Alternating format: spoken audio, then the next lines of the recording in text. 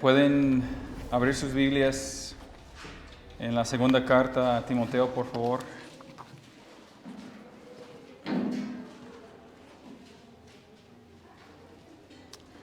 Seguimos en capítulo 2, hermanos.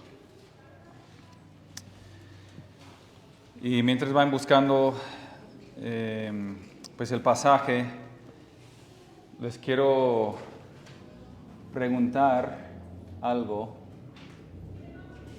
Pues como punto de introducción, les quiero hacer una pregunta. ¿Eres un instrumento útil para el reino? Califícate. Entre 1 a 10. Vamos a tomar el último año nada más. La mayoría de nosotros pues llevamos más de un año como cristianos. Califícate en el último año. ¿Has sido usado por Dios como un instrumento honorable, como un instrumento útil, o eres inútil para el Señor? Ay, Josué, qué duro. Vamos a leer, hermanos, para ver todo el contexto, capítulo 2, versículo 15 en adelante. Vamos a enfocarnos solamente en versículos 20 al 22, pero quiero que veamos el contexto para recordarnos. Dice 2 Timoteo 2, 15, procura con diligencia presentarte a Dios aprobado, como obrero que no tiene de qué avergonzarse, que usa bien la palabra de verdad. Mas evita profanas y vanas palabrerías, porque conducirán más y más a la impiedad. Y su palabra carcomerá como gangrena, de los cuales son Himeneo y Fileto, que se desviaron de la verdad diciendo que la resurrección ya se efectuó y trastornen a la fe de algunos.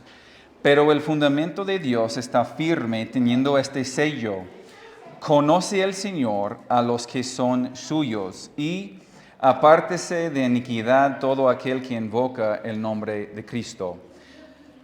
Y aquí los versículos que vamos a tratar hoy. Pero en una casa grande no solamente hay utensilios de oro y de plata, sino también de madera y de barro.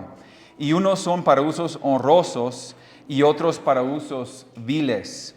Así que si alguno se limpia de estas cosas, será instrumento para honra, santificado, útil al Señor y dispuesto para toda buena obra. Huye también de las pasiones juveniles y sigue la justicia, la fe, el amor y la paz con los que de corazón limpio invoquen al Señor. Esta pequeña palabra, hermanos, en versículo 21, la palabra útil, es la misma palabra que Pablo usa en esa misma carta, en capítulo 4, versículo 11, cuando él dice: recoge a Marcos y tráelo contigo porque me es útil.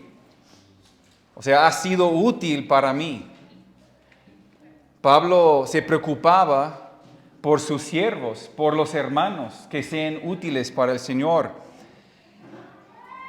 Pero si no ha sido útil, hermano, si ha sido inútil, pues hay esperanza, porque en Filemón, Pablo también escribiendo a Filemón, le dice de Onésimo, un siervo que era su esclavo fugitivo.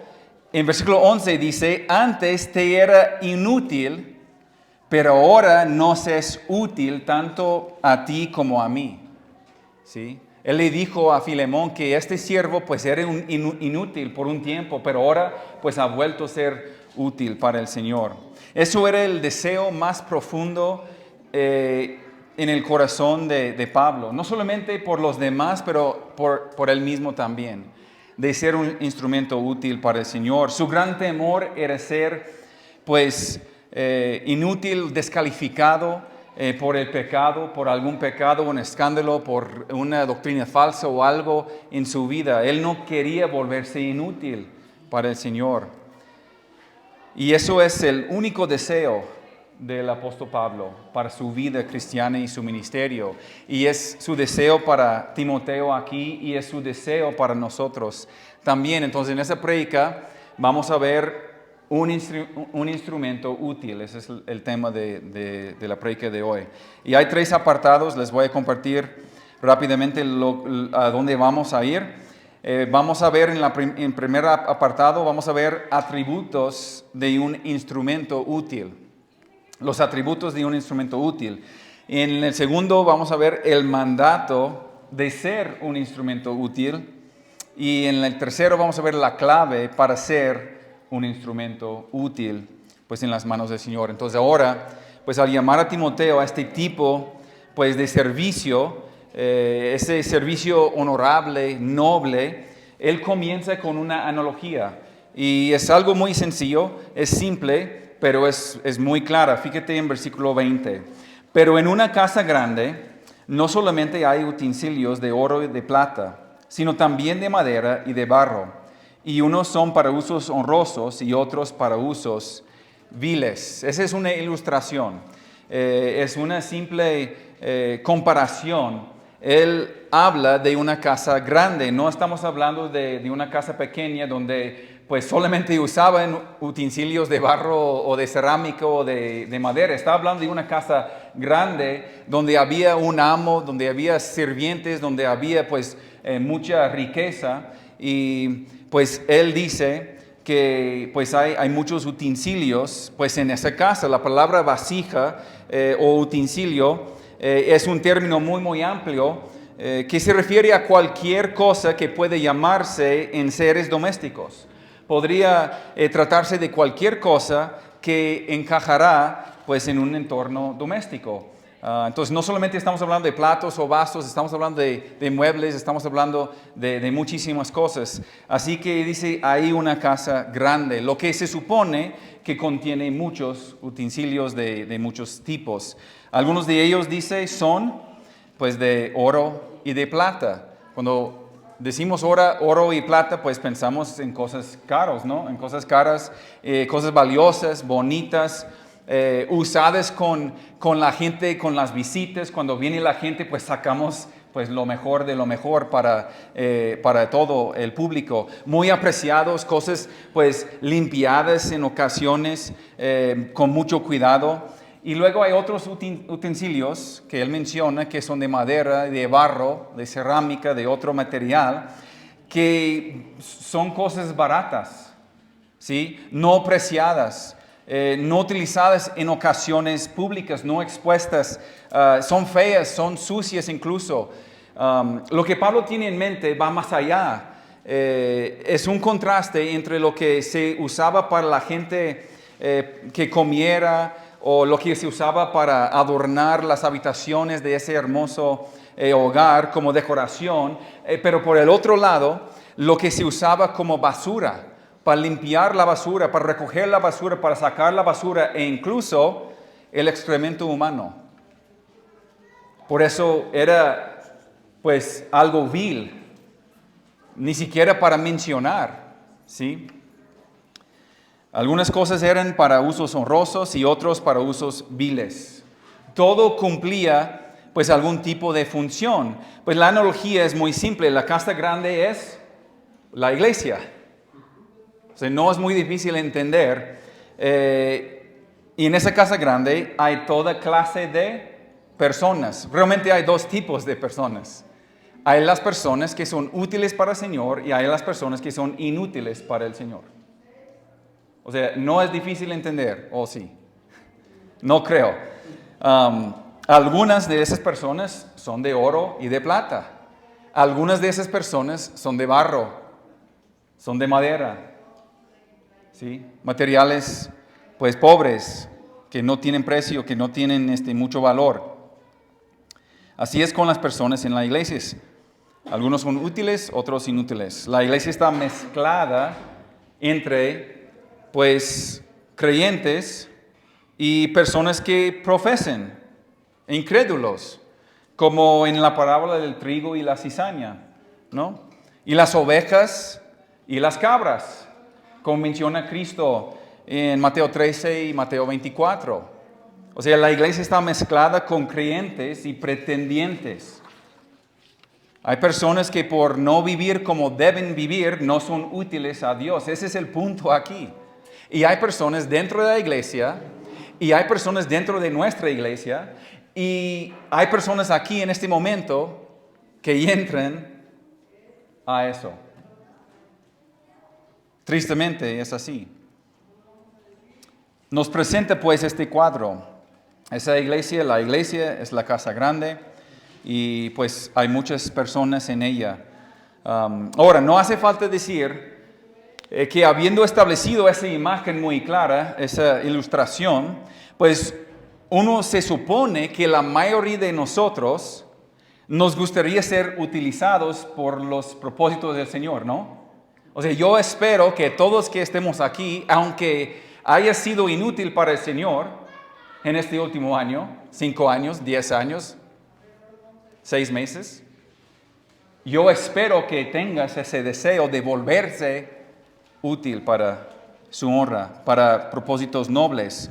Con esto en mente, pues llegamos a versículo 21, y él dice, por lo tanto, así que, o sea, siendo eso cierto de que hay utensilios para cosas honorables y cosas viles, siendo cierto, si un hombre se limpia de esto, será un vaso para honra. Entonces la suposición aquí es que queremos ser vasos para honra. No quiero ser un cesto de basura espiritual, ¿sí? O no quiero oler como huelen estos baños en este momento. No se preocupen, pues vamos quitándolos y vamos a tenerlos afuera. Pero algunos de nosotros aquí, así es nuestro servicio al Señor.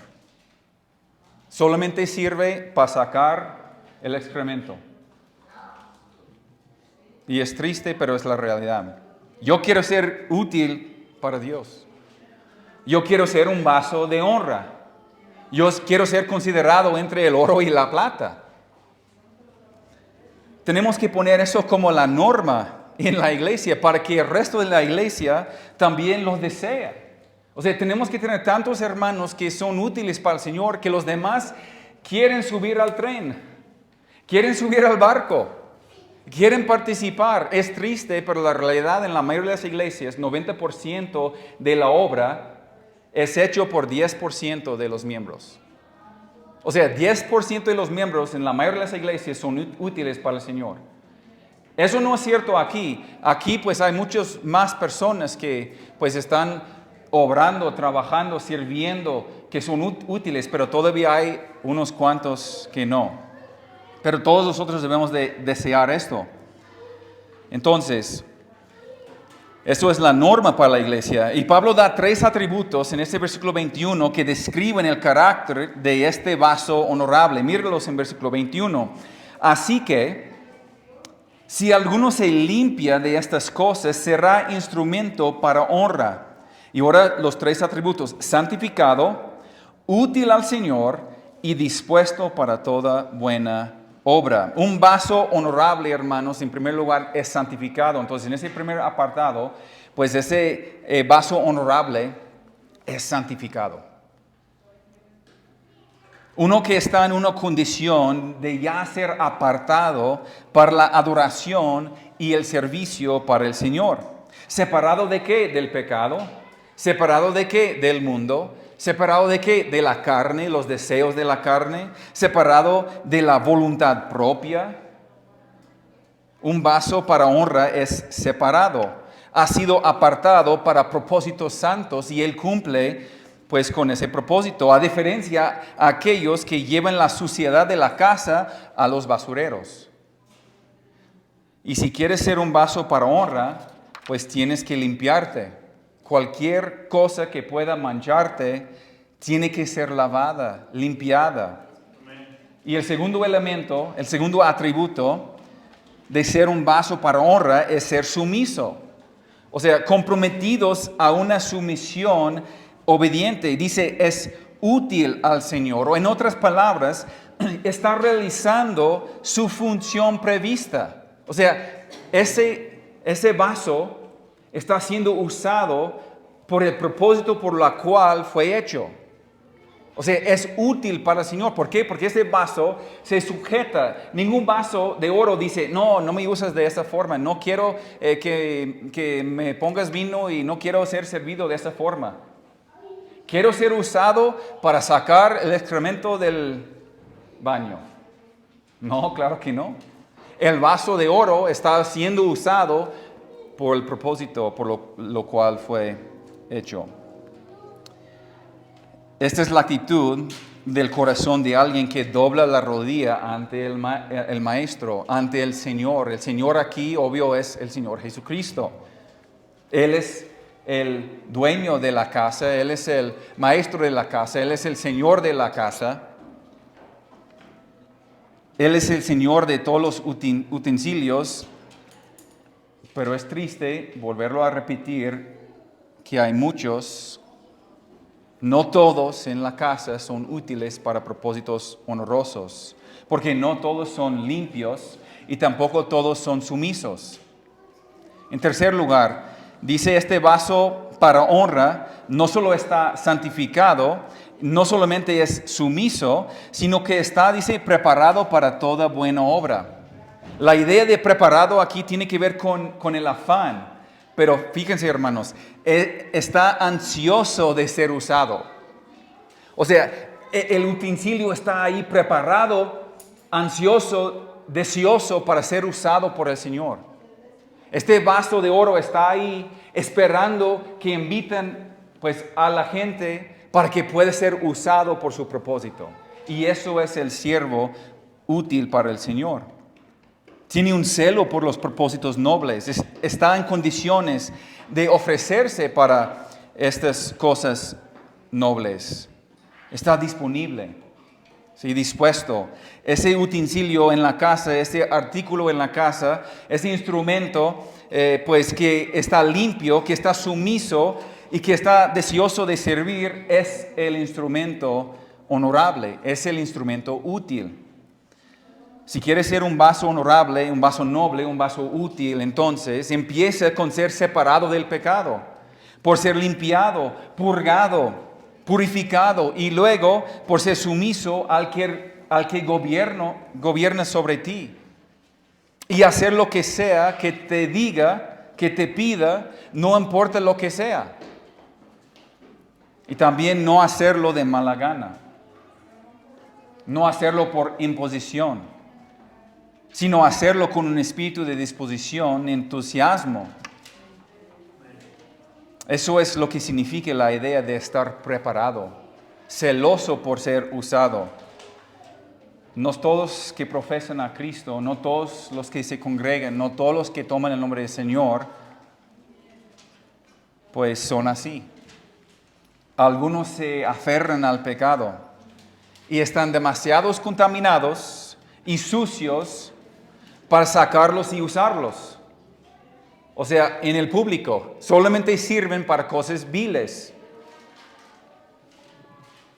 Todos ustedes tienen ese topper en su casa, este vaso en su casa que ya no sirve para el propósito por lo cual lo compraste. Y ya lo saca para, no sé, para echar cloro ahí, o ya lo sacas para echar pintura y pintar una pared, o ya lo sacas es para echar lo desperdicio de la comida y darle al perro. Yo tengo algo que ahí que en un momento pues servía en la casa, pero ahora es para dar de comer al perro. Dejó de ser útil para el propósito y ya solamente sirve para otro propósito. Ahora, esas personas que han caído o se han vuelto inútiles o que nunca han sido útiles, pues son aquellos que no tienen el deseo en absoluto. Están renuentes incluso a ser llamados a servir. No busquen la santidad, no busquen someterse a la palabra de Dios, no busquen prepararse para cada buena obra. Quiero hacerte una pregunta. Y voy repitiendo esa misma pregunta desde el principio hasta el fin. ¿Es ese tu único deseo, ser un instrumento útil para el Señor? ¿Tiene eso como tu deseo primordial, ser útil para el Señor? Esa es la pregunta que quiero que te hagas, porque si eso no es tu único deseo como cristiano, entonces tienes que enfrentar la realidad que estás viviendo en rebeldía contra el Señor. No me importa cómo quieres, pues, excusarlo. Esa es la conclusión. Si tu deseo primordial no es ser útil para el Señor, estás en rebeldía con el Señor. Y si es tu único deseo, entonces aquí están los medios para hacerlo realidad en tu vida. La gracia está ahí, concedida por Dios. La única pregunta es, ¿qué hay de ti entonces? ¿Es tu único deseo ser útil y usado para Dios? Si quieres ser ese vaso honorable, entonces necesitas entender que hay algunos principios que pueden hacer eso una realidad en tu vida, y veremos dos de ellos, y eso es el segundo apartado, 2 mandatos. Aquí vemos 2 mandatos. El primero, volviendo al versículo 21, dice: así que si alguno se limpia de estas cosas, será instrumento para honra. Ok, la primera cosa necesaria es que te limpies de estas cosas. Pues, ¿qué significa eso? La palabra significa limpiar a fondo. O sea, no a la superficie, pero a fondo. Así que lo primero que dice es que si quieres ser un vaso para honra, debes limpiarte a fondo. Pero ¿cuáles son estas cosas? Las cosas de las que tenemos que limpiarnos completamente. Como dice el versículo 21, si alguno se limpia de estas cosas, ¿cuáles son? La primera exhortación aquí, el primer mandato es a alejarte de las personas contaminadas. En el contexto inmediato, estas cosas se refiere a los vasos de honra y los vasos de deshonra. Y tú tienes que limpiarte de estas cosas si quieres ser un vaso de honra. Entonces, el primer punto en este apartado, si quieres ser un vaso noble, uno que trae honra al Señor, es una comunión pura. Tienes que practicar una comunión pura. El vaso noble, el vaso honorable, mantiene una comunión pura. Él se mantiene alejado de la gente contaminada. La gente como, aquí en versículo 17, Himeneo y Fileto, como nuestro hermano nos explicó la semana pasada. Que estas personas, como dice en versículo 18, trastornan la fe de algunos. O sea, arrastran a gente, a lo mejor personas que eran en algún momento útiles para el Señor, pues los desvían del camino. Así por sus falsas doctrinas. Pero hay otras personas también. Pablo está hablando de las personas en la iglesia, las personas que profesan a Cristo, pero que no están limpios, que no obedecen, que no están sumisos, que no están deseosos de servir. ¿Por qué? Porque el pecado es algo contagioso. Tienen que vigilar tu compromiso y tu compañerismo con esas personas. Tienes que tener cuidado con quién te juntas. En versículo 16 dice que hay que evitar esas cosas, pero dice, porque conducirán más y más a la impiedad. Y dice, y su palabra carcomerá como gangrena. Esa gangrena es un cáncer. Esas cosas se propagan como ese cáncer. Y esa gangrena se propaga tan rápido en el cuerpo humano. Y contamina. El mal, el pecado, la contaminación es una enfermedad altamente contagiosa. Y Pablo está diciendo dentro de la iglesia. Tú no puedes poner los vasos de plata y oro con las cosas que sacan la basura. Y esperar que la basura no se ensucie la plata y el oro. Tienes que elegir bien tus asociaciones. Permíteme mostrarles eso por un momento. Vamos a 1 Corintios 5. Acompáñame a 1 Corintios 5. Y hermanos, hemos enseñado desde el principio, hace 10 años, la unidad, el amor, la gracia, la unidad, que no puedes separarte de personas, que no deberías de tener divisiones. Pero ahora Pablo está hablando y llamándonos a hacer divisiones, a dividirnos sobre cuestiones importantes. Y vamos a ver, 1 Corintios 5, versículo 9. Dice, os he escrito por carta que no os juntéis con los fornicarios, no absolutamente con los fornicarios de este mundo, o con los avaros, o con los ladrones, o con los idólatras, pues en tal caso os sería necesario salir del mundo. Más bien, versículo 11, os escribí que no os juntéis con ninguno, que llamándose hermano, fuere fornicario, o avaro, o idólatra, o maldiciente, o borracho, o ladrón, con tal ni aun comáis. ¿Por qué? ¿Qué razón tendría yo para juzgar a los que están afuera? ¿No juzguéis vosotros a los que están dentro? Porque a los que están fuera Dios juzgará. Quitad pues a ese perverso de entre vosotros. Pablo dice, me preocupa más la gente de la iglesia con la que te juntas que la gente del mundo, porque cuando están en el mundo, tú sabes que ellos no creen. Tú sabes que ellos están sucios. Tú sabes que ellos no están en la familia. Tú sabes que su comportamiento no es aceptable. Pero si te juntas con los cestos de basura dentro de la iglesia, si te juntas con la gente contaminada dentro de la iglesia, empezarás a desarrollar una tolerancia hacia su contaminación y serás contaminado tú. No hagas eso, dice Pablo. Y en 15:11 del mismo 1 Corintios 15:33, dice, las malas compañías corrompen las buenas costumbres. Y normalmente nosotros utilizamos esos versículos para hablar de la gente de fuera. Pero podemos utilizar ese versículo también para la gente de dentro. Ahora, eso no es licencia.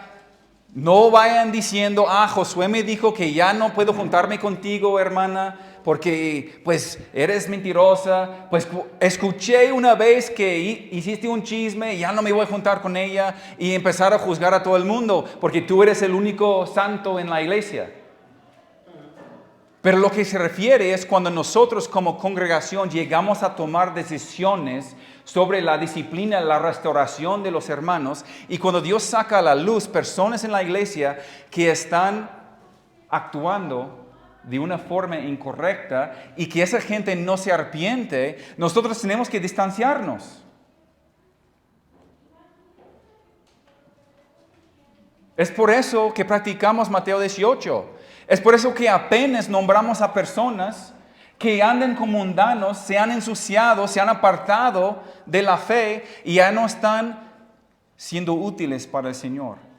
Ya se han vuelto a ser inútiles para el Señor e incluso están manchando al nombre del Señor. Y nosotros no podemos asociarnos con ellos. Y les hemos dicho a esas personas, por favor, dejen de decir que eres hijo de Dios. Dejen de decir que eres hija de Dios. No le digas a nadie que eres parte de la Iglesia Bíblica Zacatecas, por favor. Porque nosotros no respaldamos tu declaración y nosotros no te vemos como hermano por tu comportamiento. Y nosotros no podemos asociarnos contigo. Entonces, quita esa palabra cristiano de tu boca, quita esa Iglesia Bíblica Zacatecas de tu boca, por favor. En algún momento puede que tengas que cambiar tus relaciones incluso en la iglesia, hermanos. 2 Tesalonicenses 3. 2 de Tesalonicenses, capítulo 3. 14 y 15. Si alguno no obedece a lo que decimos por medio de esta carta, a ese señaladlo y no os juntéis con él para que se avergüence. Mas no lo tengáis por enemigo, sino amonestadle como a hermano. Ok. No te juntes con él. Por una parte, te vas a contaminar. Pero por otra parte, le harás sentirse como cómodo y aceptado. Si sigues con él y sigues suavizando su pecado, él va a sentir cómodo y va a pensar que todo marcha bien. Sepárate por tu propia pureza y sepárate para que él tenga un sentido de vergüenza sobre su propia contaminación. Entonces, en este momento, a estos que señalamos hace un rato, no podemos tener comunión con ellos. No podemos ir y convivir con ellos como si no fuera nada. Si vamos con ellos o si les marcamos, les hablamos, si los vemos, tenemos que llamarles al arrepentimiento. Y hasta ahí llegamos con ellos. No hay comunión con ellos. Ellos no pueden venir aquí y convivir con nosotros como si no fuera nada. La puerta no está cerrada, pero ellos no pueden venir a convivir. No pueden tomar la comunión. No pueden participar en la vida de la iglesia. No pueden servir. Tenemos que apartarnos. ¿Para qué? Para su vergüenza y para nuestra pureza. Tito 3:10. Tito 3:10 y 11. Al hombre que cause divisiones después de una y otra amonestación, deséchalo, sabiendo que el tal se ha pervertido y peca y está condenado por su propio juicio. Las personas chismosas, las personas que causan divisiones, las personas que siguen en sus pecados después de una y otra amonestación, ¿qué tenemos que hacer? Si esas personas no reconocen, no estoy hablando del hermano que peca contra mí y voy con él y lo reprendo, lo exhorto y él reconoce su error, ya lo abrazo como hermano. Y si peca contra mí mañana y voy con él y lo reprendo y él confiese su pecado, pues lo abrazo de nuevo. Y si peca el día siguiente, voy con él y lo exhorto. ¿Sí? Estamos hablando de personas que causan divisiones, personas chismosas, personas divisivas, que no reconocen que están causando esas cosas, que no se arrepienten, que no ven, que son orgullosas y que siguen en lo mismo. Estamos hablando de esas personas, ya no podemos juntarnos con ellos, tenemos que desecharlos. Y a veces esas mismas personas a lo mejor siguen viniendo a la iglesia. Pero vamos a exhortarles y vamos a decirles, ¿cuándo vas a arrepentir? ¿Cuándo? ¿Cuándo vas a volver a la comunión? Pero nosotros tenemos pues ese mandato. Cuando Dios estaba hablando a través del profeta Isaías, en el capítulo 52:11, no lo busqué, pero él dijo, Dios le dice a Isaías, apartaos, apartaos, salid de ahí, no toquéis nada inmundo, salid de en medio de ella, purificaos vosotros que lleváis los utensilios del Señor. Y el mismo pasaje que leyó mi hermano José Luis en 2 Corintios 6, que decía, ¿qué tiene la luz con las tinieblas? Pues nada. ¿Qué tiene Cristo con el mundo? ¿Qué tiene la iglesia con el mundo? Pues nada. Si vas a servir al Señor, tienes que alejarte de la gente que te contamina. Separa lo precioso de lo vil. Y por eso nosotros como congregación practicamos pues ese proceso de Mateo 18. Primeramente para restauración, con corazón, extendiendo la gracia con amor. Pero en segundo lugar es con disciplina, para purificar a la misma congregación. Pues no quiero, hermanos, juntarme con gente que dice ser cristiana, pues, pero gente que está contaminada. O sea, no tengo nada que ver con ellos. No quiero juntarme con gente cuyo estilo de vida pues es una deshonra a Cristo. Aunque digan ser hermanos y hermanas, pues no quiero estar cerca de esas personas. No quiero estar cerca de personas con lenguas amargas y críticas y chismosas. No quiero estar cerca de personas cuyo compromiso con Dios es superficial y barato. No quiero ser influenciado por personas que toleren el mal en sus vidas y al mismo tiempo nombren al nombre de Cristo. No necesito esto. Y tú tampoco. Quiero estar rodeado de gente que me eleva. Gente que levante a Cristo a su nombre. Gente que establezca un estándar de santidad para ellos mismos y para mí. Quiero estar rodeado de esta gente. Proverbios 13:20 dice, el compañero de los necios sufrirá daño. Se contagia. Si te juntes con necios, terminas siendo necio. Si te juntes con utensilios viles, inútiles, te vuelves inútil y vil. ¿Sí? No es tan difícil.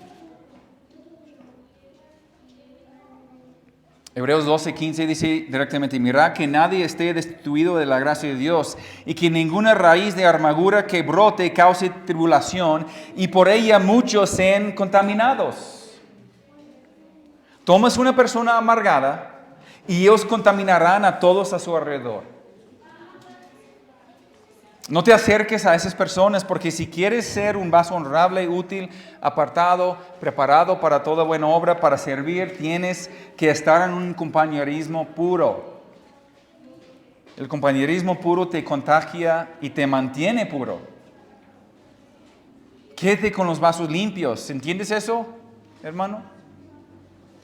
Eso no significa que no vamos a ir a buscar. Si hay 99 y uno se va, vamos a buscarlo, pero no vamos a estar con él en su suciedad. Vamos a llamarlo al arrepentimiento y traerlo de nuevo.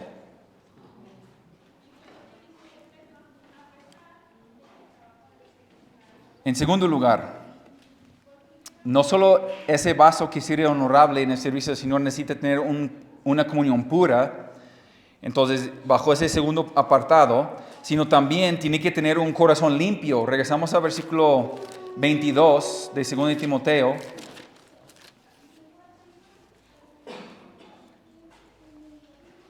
Dice, huye también de las pasiones juveniles y sigue la justicia, la fe, el amor y la paz con los que de corazón limpio invocan al Señor. Entonces, alejarte no solamente de las personas que contaminan, sino también de las cosas que contaminarán tu corazón. Las falsas enseñanzas, las falsas doctrinas, pero toda impiedad, todo pecado. Pues cualquier cosa que vaya a contaminar tu corazón, tienes que alejarte de ello.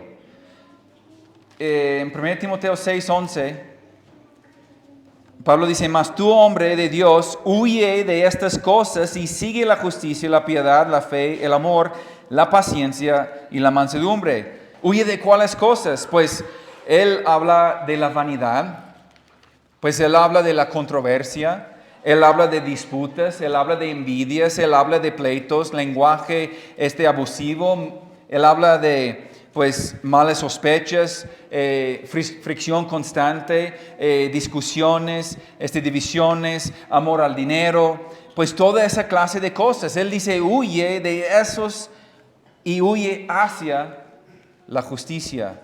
Identifíquete con los de corazón limpio. Y ahora este mandamiento, en versículo 22, es realmente un mandamiento con dos lados. Dos lados de la moneda. En primer lugar, pues evita la pasión juvenil. Ese es el lado negativo. Apunta a la rectitud. Ese es el lado positivo. Estas cosas que nos van a hacer un vaso noble, útil y honorable, pues tenemos que buscar estas cosas, pero tenemos que evitar todas las cosas que nos van a apartar. El primer verbo aquí que vemos es huir, es un imperativo. Fuge es la palabra de cual obtenemos fugitivo. Pues ser un fugitivo, estar huyendo. Seguir huyendo continuamente, constantemente de las pasiones juveniles. La palabra pasión o lujuria o deseo se usa en muchos lugares en la Escritura y lo pone en contraste con lo que es correcto. Así que él está hablando de un deseo malo o un deseo por las cosas malas, las pasiones pues malvadas. Incluye el área sexual. Pues, pero no solo es eso. También puede incluir la avaricia, un deseo tremendo, un apetito de poder que lleva a los celos, la envidia, las peleas, un espíritu divisivo, pues un espíritu pendenciero, el orgullo, la autopromoción, pues todas esas cosas tenemos que huir. Y dice, hay que huir de todo eso.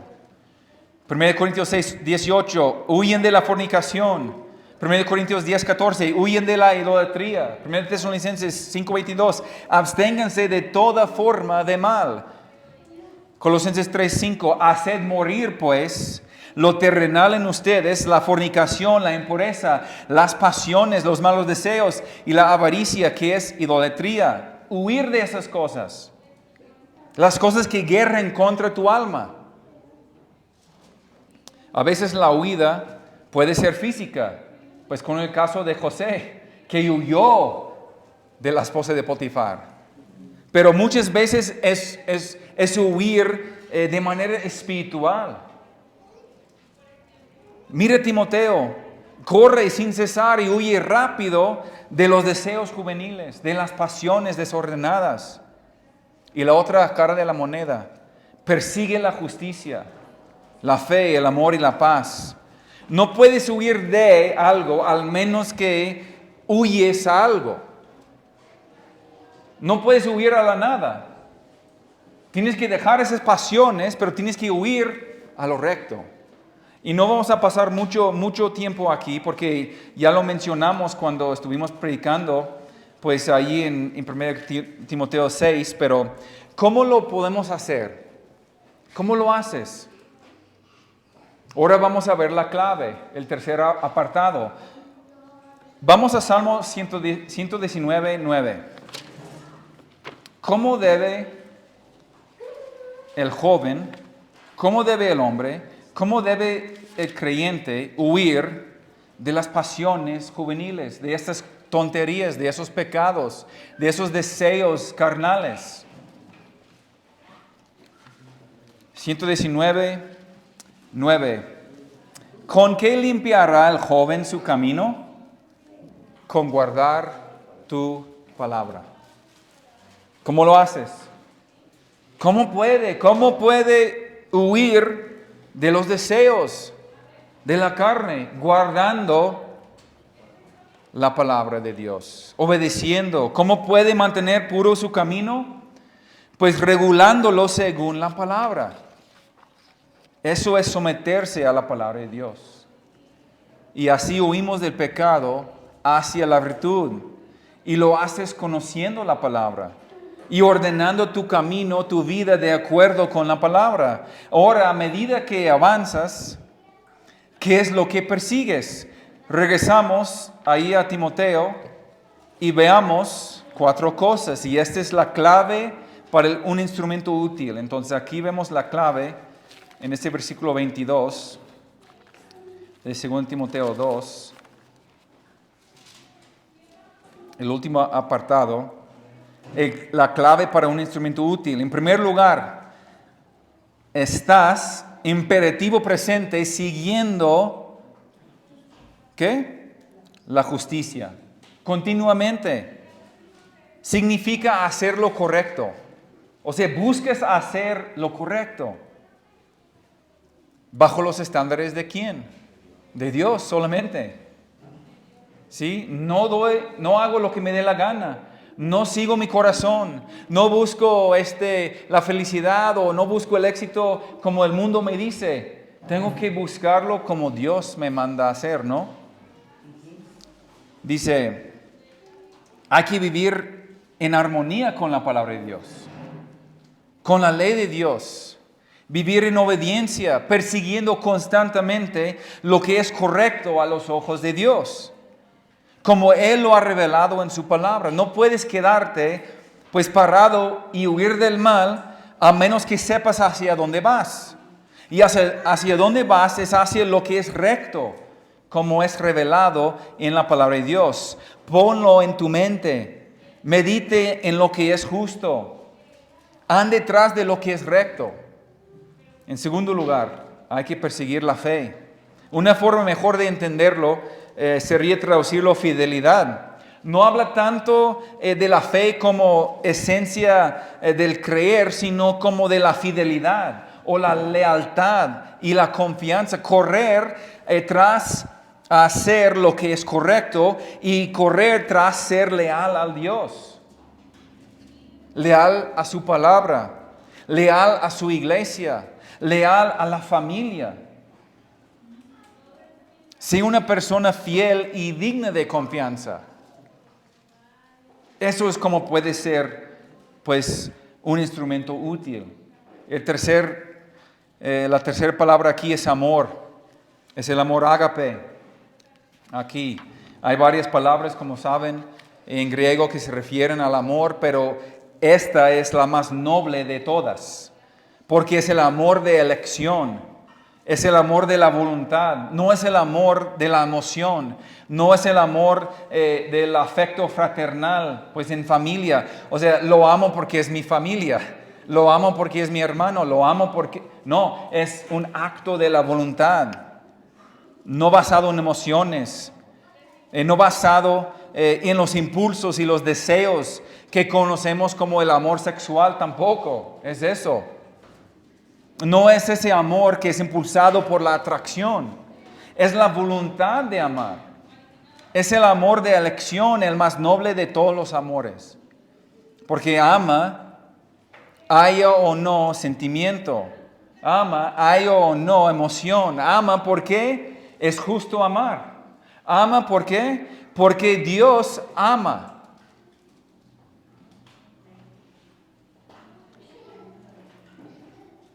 Él nos amó a nosotros, los que éramos sus enemigos.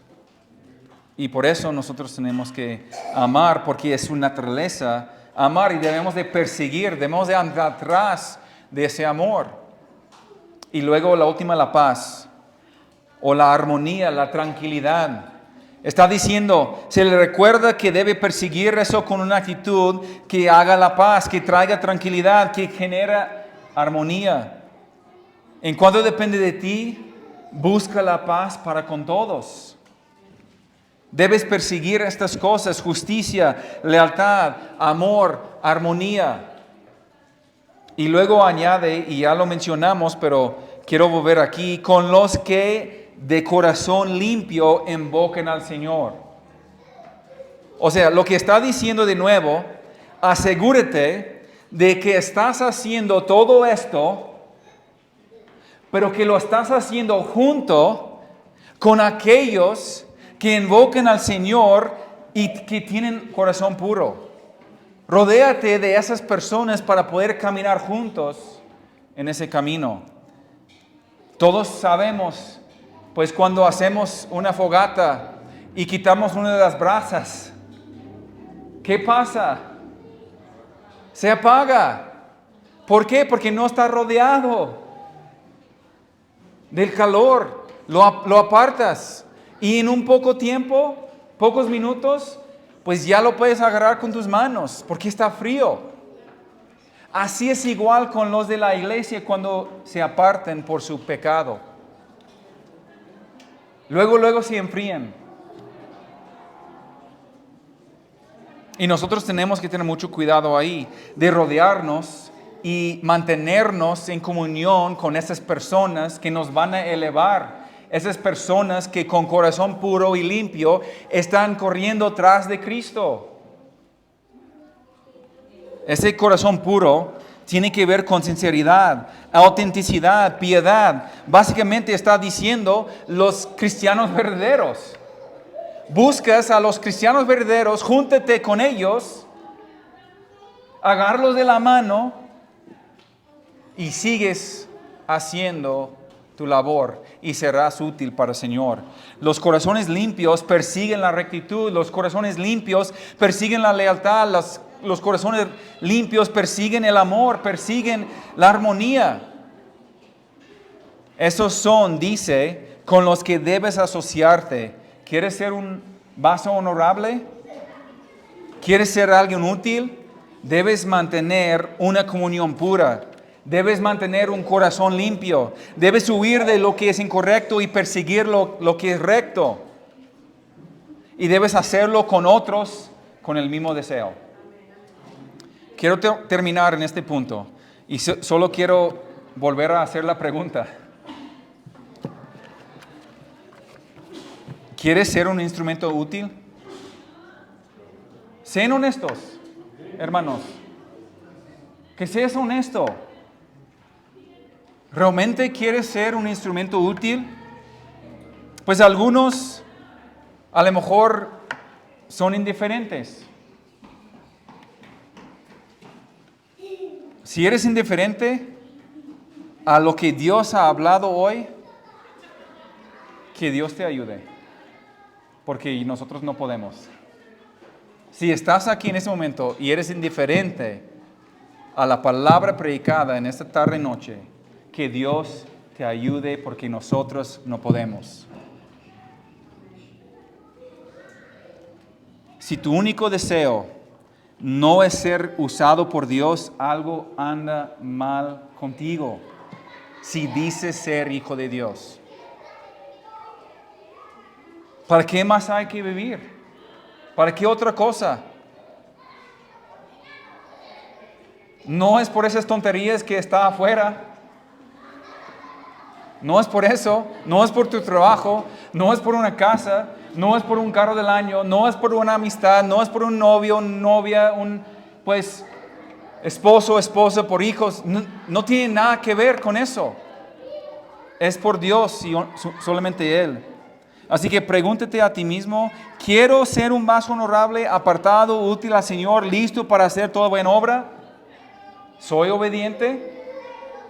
¿Soy sumiso? ¿Soy celoso por ser usado? ¿Me preocupa una comunión pura, un corazón limpio? ¿Mi vida y servicio al Señor es marcada por el huir de lo malo, apartarme de la iniquidad y perseguir lo recto? Al menos que sea así, no puedes decir que eres un instrumento útil en las manos del Señor. Califícate entre 1 y 10. No me digas. Tú sabes. Tú sabes. Vamos a orar.